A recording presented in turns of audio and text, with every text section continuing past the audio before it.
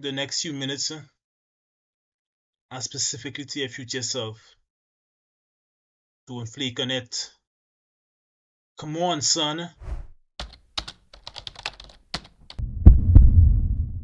Hey there, game changers. Welcome back to Mentality. Neil here. And today the video is taking a trajectory into the direction that I really wanted to go for quite a while, which is just me talking to the camera, no scripting, just me sharing my experience with reality creation. And what really shifted it for me for the last year, mostly for the last year. Looking back, it has been doing so for the last 12 to 15 years of my life, but within the last year I really started to understand why it was happening. Okay, so stay tuned. I have a story to share with you guys, and also let you guys know what it is you need to do if it is your current reality is not looking like the reality that you want to live. Last September, I had one of the most transformative experiences of my life. I was going through one of the most difficult periods of my life as well too. Not the most, but one of the most. And I was in a position where my family was they were renting. It was no current at a time. Water had gone for some period of times, and we just was behind our rent constantly. And I was working, and I'm saying to myself, after a while, this cannot be real. I cannot be working this hard, working so consistently.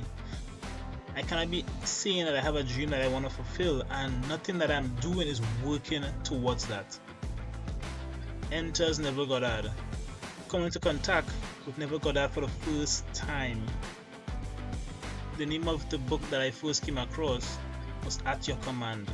That was the first time I came across Neville Goddard. Didn't know who he was, never heard of him. And when I listened to that book, something in me shifted. And I felt like it was a question that I have been asking from since I was 12 that had not been answered until that point. But I didn't know the answer was there. I just knew that this sounded different. And I started to listen. I was listening to the audiobook. I downloaded that audiobook on my phone, and I listened to that audiobook over and over again for probably about a week to 2 weeks, morning to night. As it finished, as long as I'm not occupied, I'm playing it. If I'm doing work at the house, I'm playing that audiobook. While I'm walking, I'm playing that audiobook. And from there, I found other books.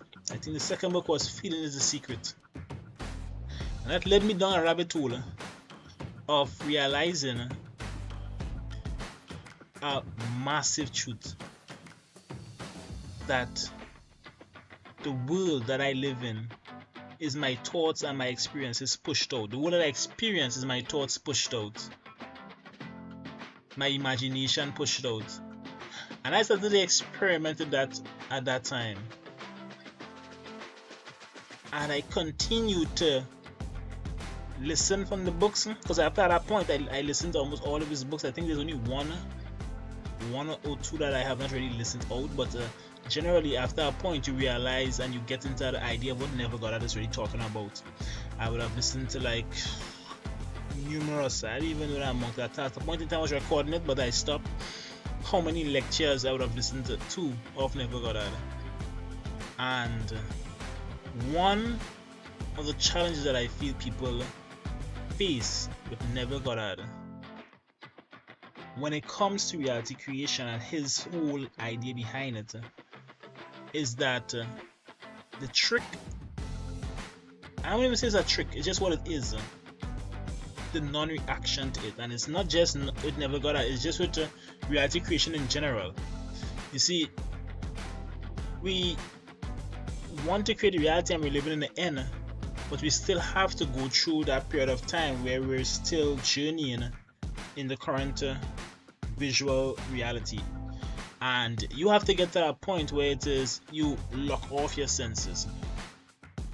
Now within Hinduism and yoga, in Buddhism, in those Eastern religions, they understand and they always teach that the sense doors is the trap to the illusion. Because you're seeing it, you think it's real. Because you can smell the scent, you think the scent is there, but think about it, there's artificial scent that you can smell and that's not actual fruit. That doesn't mean that the thing is actually there, it's just the scent you're getting. In the same way, you can smell, but that doesn't mean it's real. You can hear the sound. A lot of the times we hear songs and we think to ourselves, it sounds like this, but it's nowhere close to what it is we actually thought it sounded like. You have tests like this you can do on YouTube where you can click and see, can you guess this animal, or can you guess this thing, and you get it wrong. Sometimes we jump because we think we saw a shadow of something that's not even that at all. And one of the biggest challenges I think for persons when it comes to reality creation and changing their reality and shifting their reality is non-reaction. Persons, you need to learn how to not react. You need to learn how to go through that current reality and do nothing about it. Someone can be arguing with you and you must just smile and be grateful because you know it's your thoughts trying to scare you away from the reality that's coming up.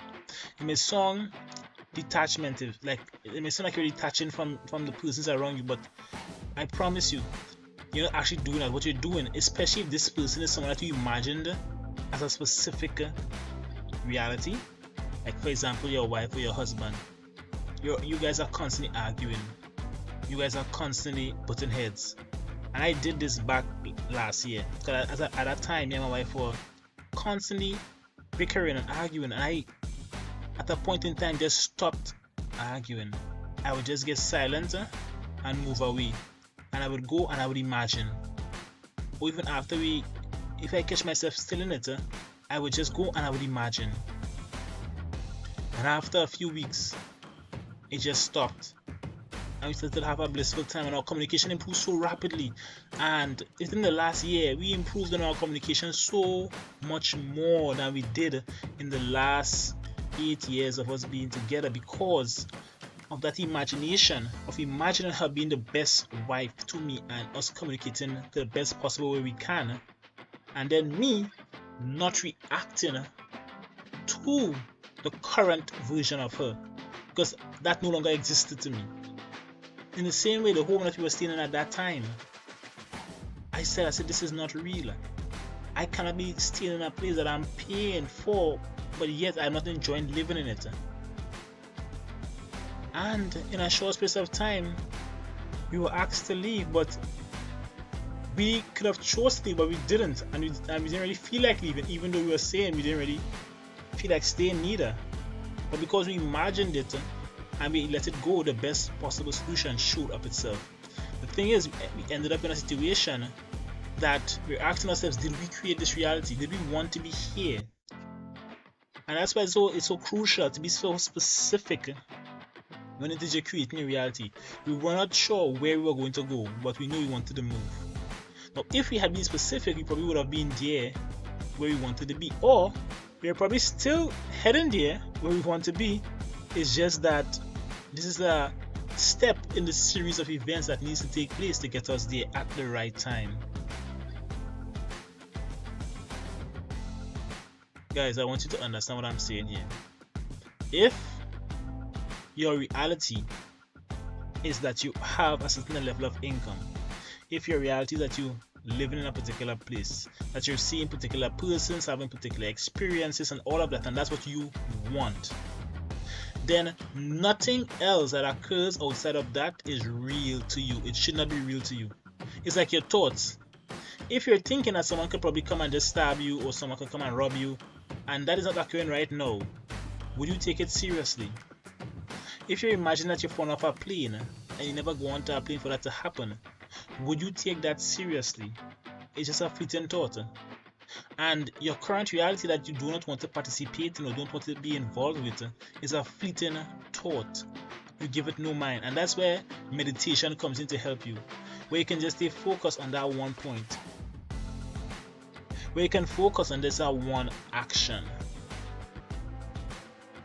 and you know that this is where I'm going and this is what I want. and you put on blinders so that everything else that's occurring, the bill is coming up and it's not due, but you know that you said the bill is paid, you don't react to that. The children is acting up, but you know that you have well-behaved children, then you don't react to the children misbehaving. You want a new car, but the current car is breaking down, shutting down. You don't react to that. You just smile every time it breaks down because you know it's testing you to see if you still believe this is real. If it's not real to you, don't react to it. And how do you know it's not real? It's not the reality that you wanted. If you're losing money, but you know that you said you're going to be getting money easy and effortlessly, then don't react to you losing money, because it's testing you. You're being tested to see, are you sure this is the reality that you said you want? And if it's not the reality that you want you're seeing, then do not react to it, because it is not real. It's a mirage that you're seeing at the moment, and right behind that mirage is what you truly want. But you can only see that if you stop looking at what you do not want to see. I hope this helps someone.